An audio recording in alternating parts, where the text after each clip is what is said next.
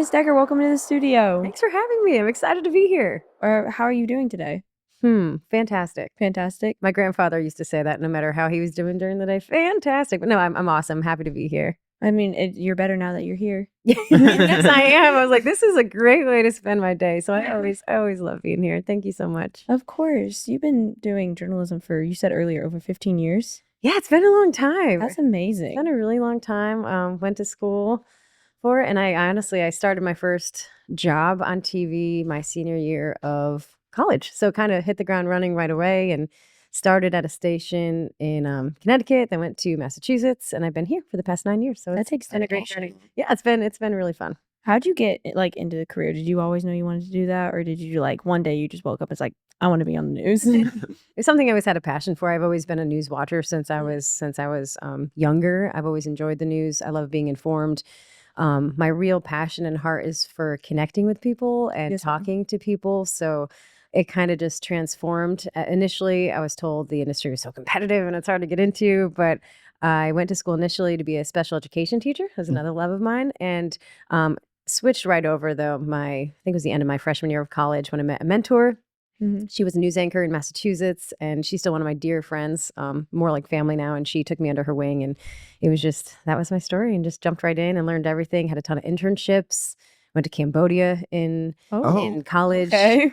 to create a documentary for a nonprofit in the area. I ended up winning an Associated Press Award in college, so that kind of got me more exposed to bigger things outside of my classroom. Mhm. And yeah, just jumped right into a job after that.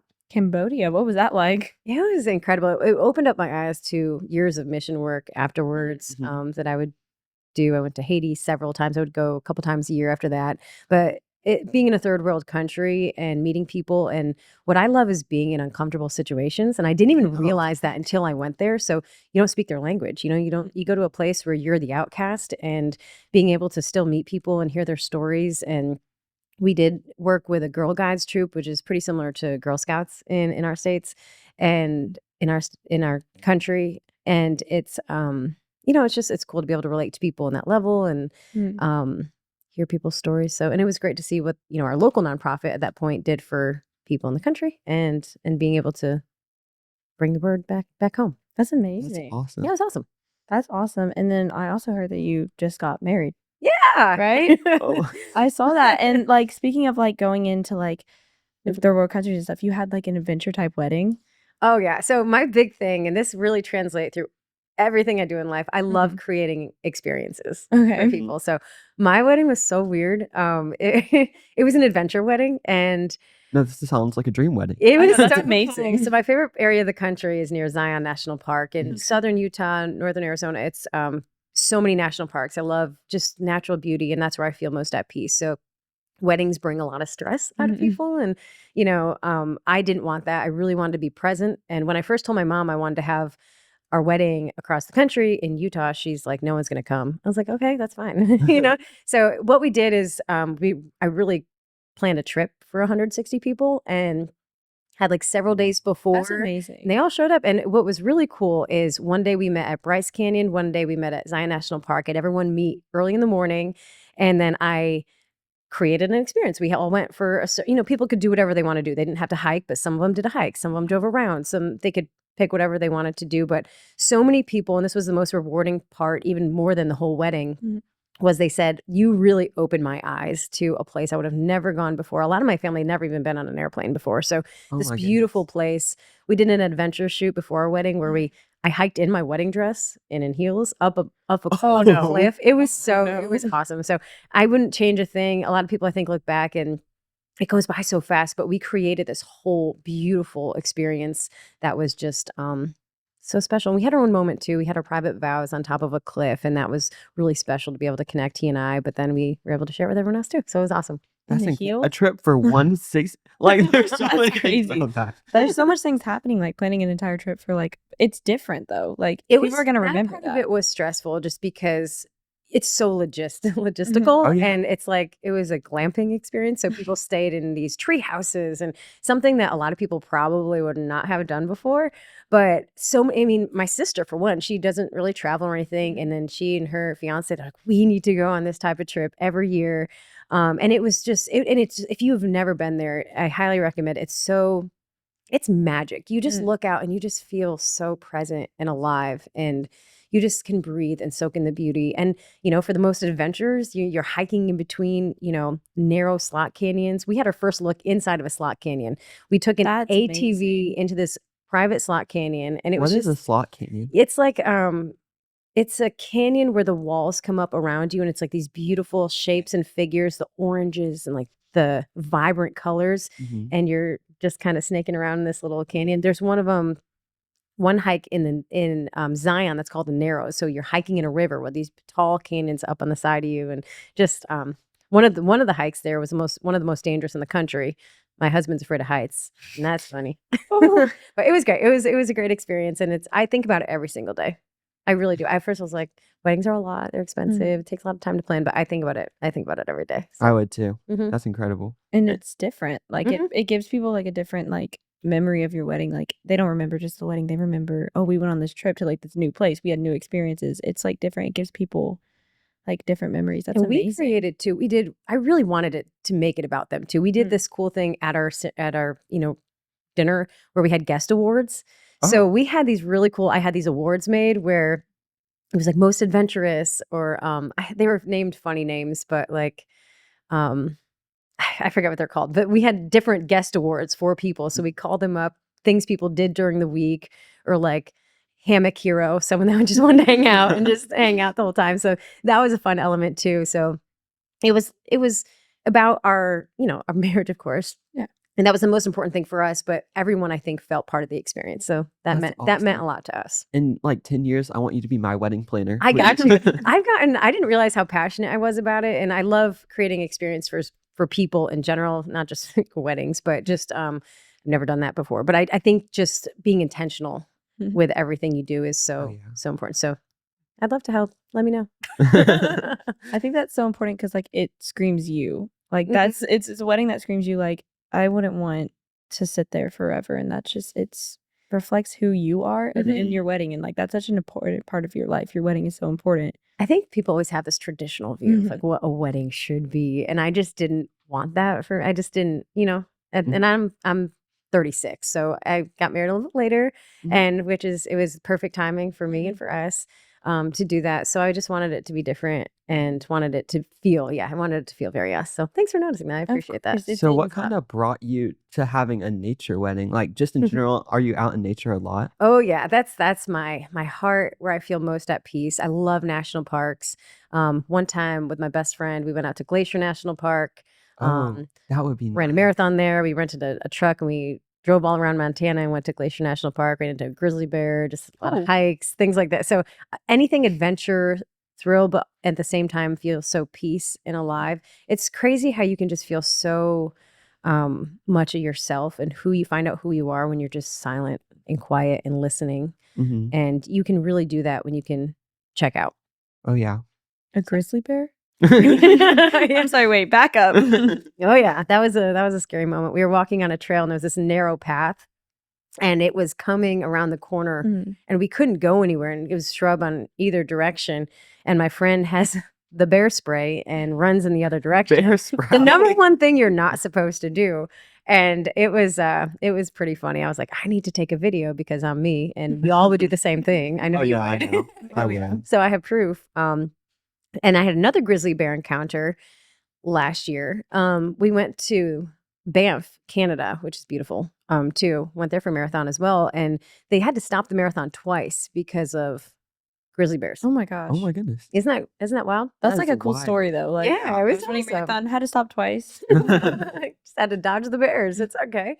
But yeah, I love adventure. I love beauty. So Can you tell us a little bit about your marathon experience? Because I think I saw a skydiving video. I really just need some clarification. so I run a marathon a month for 6.5 years. That's mm-mm. And Whoa. for my 100th marathon this year, it gets a little pricey to travel every Mhm. month for a marathon. So I try to do ones I could drive to, or I try to be creative. But I also want them to be typically official marathons where it's an actual race, right?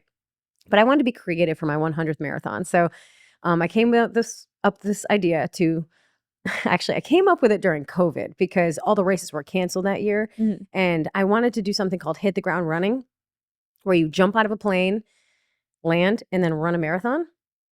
I don't know why. I That's had nothing else to do during that time. So I That's a just thought really of crazy clever name, ideas. though. Thank you. So I created medals. This was this July for my 100th, and went out to Georgia. They have the Silver Comet Trail, and got some friends. I tried to rally the troops and registered to run. It was a little complicated logistically, and I wanted to learn before I really included a lot of other people. But with weather, you can't control some things. And it was super hot. Don't do it in July if you're ever going to. If you're ever going to jump out of a plane and run a marathon, I don't recommend doing it the hottest month of the year in the South. So, but it worked out. We were delayed a little bit, but we ended up, jumping out of a plane, hit the ground, and ran a marathon. That was the 100th. That was my 100th marathon. So that was pretty cool. I mean, That's crazy. asking people to skydive is a crazy ask, and asking people to do a marathon is a crazy ask. Like, you So, want me to do what? together? It's like, I got a medal for Oh. you. But it was an experience. It was something. So That's so cool. How'd you come up with like the whole like process of a marathon a month? So I ran a marathon. My first one was way back. Mm. I used to run. My high school teacher actually got me into it, pushing wheelchairs and running. But I really started January of 2019, and I ran a marathon, and I felt terrible. I was like, I'm gonna die. This was awful. I got so sick. And then instead of that, I went on a plane on my way home, and I was like, you know what? In order to get better, you just have to keep doing it. So I'm gonna do a marathon every month this year. That's a great So, mindset. and I wrote down and I looked up a marathon every month, and I wrote down each one I was going to do. And if I didn't do that, if I wasn't intentional enough to do that, I would not have followed through with it. Yeah. So I did that, and I thought I made it up. Like, I didn't even think it was a thing. I was not a runner. I wasn't, in high school, couldn't even do the mile run. I was not a runner at all. And a couple months in, I'm doing this marathon that I went to in Utah. And I met this guy out there, and I was with my best friend running, who was also not a runner. And I met this guy out there, and he had been running a marathon a month for 26 years at the time. Oh. Wow. I was like, okay, congratulations, sir. So he inspired me to keep going, and I'm good friends with him now. He just stopped his streak at 29 years, I think 10 months. He has cancer, and his health is, but he was still going, he's still walking, he still is in the community of running. But anyway, he inspired me to keep going. So that's why it's been 6.5 years and counting. I don't know. I don't think I'm going to do that many years. I don't think I'll go to 30 years, but No, you got this. I believe in you. thank you. Yeah, I think he has the record, the world record, but he's incredible. But it's been wonderful for me beyond the running part. My passion isn't necessarily the act of running. It's introduced me and helped me to meet so many amazing people here in our community and around, and go to places that I've never, like, you mentioned national parks, Yellowstone. I went by myself. I got a cabin near Old Faithful geyser and woke up to the sunrise and saw it, saw this beautiful geyser. So it's brought me to so many places I wouldn't have gone otherwise. And it's challenging. I have this thing I call the extra mile mindset. And it's really what I've kind of based my whole life theme around, because it has to do with journalism. It has to do with talking to people. It has to do with running. And it's about the first mile that you do is, the obligation. But when you go that extra mile, when you take that extra step, leadership begins at the extra mile. And it's just this whole concept. And so when I meet people, it's like finding people that go the extra mile that actually make the difference. So I'm sure you meet some of the translated. strongest people, like mentally strong, physically strong. I say to people, the best people to hire for a job are runners, because you go into something knowing it's hard and knowing a marathon is 26.2 miles, and you have to, it's not ever easy. I don't care how much you do it. It's always hard. And that's when that defines character, when you're pushing through the hard, and you're going into something knowing it's going to be hard. And then you cross the finish line. You're like, oh, that's the best feeling ever. And you almost forget the hardest parts. So that can really translate to every part in life. What is your training for that? Like, how's that work? The good thing about doing a marathon a month is I don't really train. I have to be careful. I don't want to get injured. So it's not playing this game of like really working on speed. I try to incorporate it a little bit. I qualified for Boston once. I was excited about that, and did the Boston Marathon once, but now I just do it for fun. But I just keep it up. So like my long miles, I do usually long miles once a week, usually on the weekends. I keep up my training. I usually run most days of the week, probably 5 or 6 days a week. And then, but it's not a set training program where I'm like, I need to reach this amount of miles by this day, because I'm doing a marathon every month, So then just keeping up the training. And honestly, I've not had any serious injuries, which is incredible. And I have small things here and there, but nothing that's kept me from completing a marathon for That's awesome. And Couple- you run more per month than most people do in a year. So. And Next that's just up like is Berlin. We're going to Berlin, Oh, Germany in a couple okay. weeks, and doing the world majors. So yeah, it's brought some cool experiences and a lot of miles. Yes, have you had a favorite? the world majors Mhm. are all very cool, and it's hard to pick a favorite. Boston, just because it's hard to get into, but the world majors are Chicago. I've done Chicago, New York, Boston, and London, Berlin, Germany, and then after I do this one, I'll have Tokyo and Sydney, Australia left to do.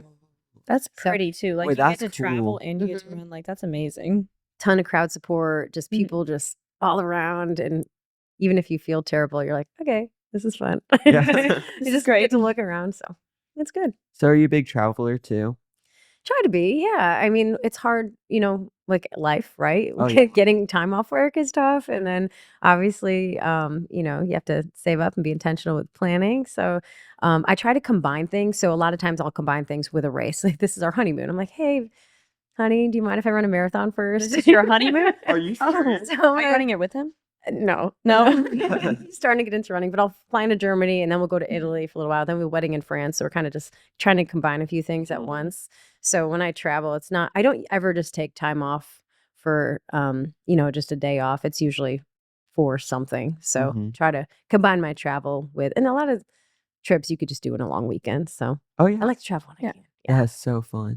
And then you've mentioned that intentionality. Like, do you think that relates to like your career with being like intentional and like following through with stuff? And do you think that just relates to your career? Yeah, I do. And we were talking about this in the other room. And I just think being intentional with people, you want people to trust you, right? It's Mhm. not just about talking or asking questions when you interview people or when you talk to people. You're learning about them and you're creating an experience, as I mentioned a few times, and you're creating moments. And you really the biggest compliment I get when I do stories is the attention to detail. Thank you so much for really learning me. I say I love you to so many people that I meet because truly they become a big part of my life after I meet them. It's not just doing a story and leaving because they become part of my life. So I think the intentionality with people. I had a mom that lost her son, I was telling you, and she loved yellow roses. So like send her some yellow roses and really just thinking about people as people. I mean, it's a vulnerable thing. When you talk to someone and you interview them, they're opening up their life to you, and you want to make them feel safe and heard and understood. So being intentional with people is just that is so important to me. And sometimes, which makes me kind of a bad reporter sometimes, like I care about people more than I care about the news or the story because I'm never just going to put a camera in someone's face. I want to make sure that's what they want and what are you comfortable with sharing, Yeah. And I think that like that empathy and remembering the little details, it makes people want to open up to you more because you're like, she cares. She's not just trying to put a camera in my face. She's not just trying to get the story out of me. She actually cares about the story. You have to have a heart. You have to have a heart for people, and it's the long game, but it does matter. That matters more than anything. And then you build that relationship, and then they trust you. And I would fight for people. I fight for people and the right thing more than just what will be the news of the day, I guess. So. Mhm. Yeah, That's incredible. How do you deal with like those harder stories, like trying to get those harder stories out of people, but still trying to be like, still trying to have that empathy for them? It's hard. I mean, the news is heavy. It's a heavy world out there. We're all feeling it, right? You see it all on social media, and it's not just the news that people get their content from and their information from. And I have a hard time with it, to be honest with you. It's really hard. Like it's really, really hard a lot of days. I think, gosh, like you were mentioning, when you're talking to people, first of all, the accountability, right? You need to, if you're talking to, someone where you need to get answers, a politician, like it's our job to get people answers. And we may not always make friends with that. We have investigative reporters and things like that do the hard. And you have to be able to ask those hard questions. And I could do that too, right? And especially if it means defending people, because that goes towards protecting a certain, amount of people. And I think that's the importance of journalism, right? Being able to hold people accountable. But that comes with building trust. If you want someone to talk to you, they don't have to talk to you. It's like, hear me out. Like, we need this answered, but like, I also want to be able to get your side of the story and being fair. That comes with that. But in general, the news is heavy. The news is hard, and have to find ways to be able to find a balance. Oh yeah. And it's For sure. hard like to not take those stories home with you and like the things that you see. Yeah, and we were talking about this before too, but you're sitting in a studio, right? You have a camera, and sometimes you forget that these are people's lives. Sometimes you're talking about the worst days of people's lives. Every day, we're talking about the worst days of people's lives in some capacity. And these are people, it could be their family behind this camera watching. And I'm so careful with words and like the way you present a story. Just something like, oh, the person realized. Like, are you saying the person realized, or did they actually realize? You know, you have to be able to speak from their perspective only. I had someone I was talking about yesterday. It was World Suicide Prevention Day. And it's a story. I lost a friend just recently, very recently, to suicide. I had impacts with it, my own family and things like that. Thank you. But I didn't, prevention is important, right? And I'm like, I felt it so heavy on my heart to be able to share this with people, but I didn't, it's not my job. There was another news outlet that put out that there was a suicide and all these things. And it irked me, right? Like, and I work in the news. I called the person. I was like, I want to know how the family feels if I mention the person's name, and is it too soon? Like, how do you feel about that? You know? And they're like, it's okay, but I'm just not too ready. I'm like, you're right. Like, I totally understand. If there's ever a day where you want to be able to, use your platform for advocacy, let me know. But you always do things the right way. The right way first. Because it is like those hardest, like it's just another day, but for those, it's the hardest day of their life. Like it's the day that they're going to remember for it. And I think that's so important, like how you like care about people, and you don't just care about getting the story. Like the fact that you asked is amazing, because most people just don't ask. They'll just put the story up because they need like the views or something. So the fact that you like asked is like, it really shows to your character and your empathy. And I think that's amazing. Thank you. And think about it, like when you're going to a house fire or something, we're just trying to get the video. This happened today. Like, no, this is all of their life's belongings are sitting in that room that's burning up in flames. You have to just take a step back, and everyone, we're just doing our job, so it's hard to kind of have that balance of both. We're on a timeline with news starts at 4:00 every day. Like, we have those things, but it's never, ever, more important to, jeopardize someone's life and trust. And they're going to remember, like you said, they're going to remember this day their whole lives. For us, it's just, kind of the news. So balance. Yeah. And you have so much drive. Like you have so much just passion for what you do. I can tell. And like, as we were talking before, like you don't want your career to be your whole life. Like how do you make sure that your career like isn't your whole life? I think that's for everybody, right? Mhm. You never want to put your identity, if your faith, I think it's put it in God, but anything else, I don't think it's good to put your identity in something, because it could be gone tomorrow. And our business is, the industry, media, you get media in different ways, right? So it's like, I can't find my identity as a news anchor. I find it with my heart and my passion for people, but that could translate to a million different things. I love my job. I'm grateful for it. It's brought me a lot of blessings and led me on this incredible trajectory of life. But if I didn't have that tomorrow, that'd be okay too. And I would figure it out. And just being able to reinvent yourself so many times in your life and figure out who you are is so important. And I think that can mean with anything. And it's okay. Like if you change your career, if you don't know what you want to do so many times, that's okay. And that's, if anything, that's exciting. You figure out what you don't like, what you do like. You get fired, cool. I'm going to land on my feet and go run in another direction and take the tools that I've learned and skills I've learned. So if you find your identity in something, and I think the media industry, people do, because like that's who you are. You're a staple of the community. It's easy to find your identity in that. But I think that if you find your identity in anything else other than purpose, then that's a problem. You have to see why. You always have to know your why of why you're doing it.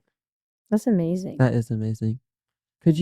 Sorry, I'm kind of just like switching. Could you tell me a little bit about your throw and tell segment? Because I know that's like a lighthearted, like fun segment for you. That's my favorite thing these days. The news is heavy, as we were just talking about, and it's been such an incredible way to learn about people. And you have this motto here: every person has a story, and it's just such a reflection of that. So what I do, throw and tell. I take a dart, I throw it at a map of Alabama.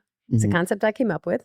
I go where the dart lands and I tell a story of a person, a random person. So that's awesome. Yeah. So it's led me to so many cool people that I would have never met otherwise. A lot of rural communities I would have never went otherwise. This one man went viral for catching big, massive big fish with his hands. Oh, met him. He was so cool. And then find out he's an author. He's this older guy that wrote down his life lessons in a book, and like these crazy cool stories. A couple weeks ago, driving into town and I'm like, got to go find some random person for a story. And I walk into a barber shop, people talking to barber shop. So I ended up talking to them there, meet a bunch of people in the barber shop, and the woman behind the chair, talking to her for a little while, and she ended up being this incredible story. And she had a quadruple bypass a couple of years ago, and this whole community rallied around her, and she wasn't even supposed to be standing there behind the chair. And just you find these incredible stories that they don't even realize themselves how incredible they are. And you're like, wow, this is really awesome. The woman I was telling you with the mural paintings, like she does this beautiful artwork in town. I'll talk to her, find out that her boyfriend 14 years ago gave her a truckload of gourds for Valentine's Day. And then she becomes one of the best gourd artists.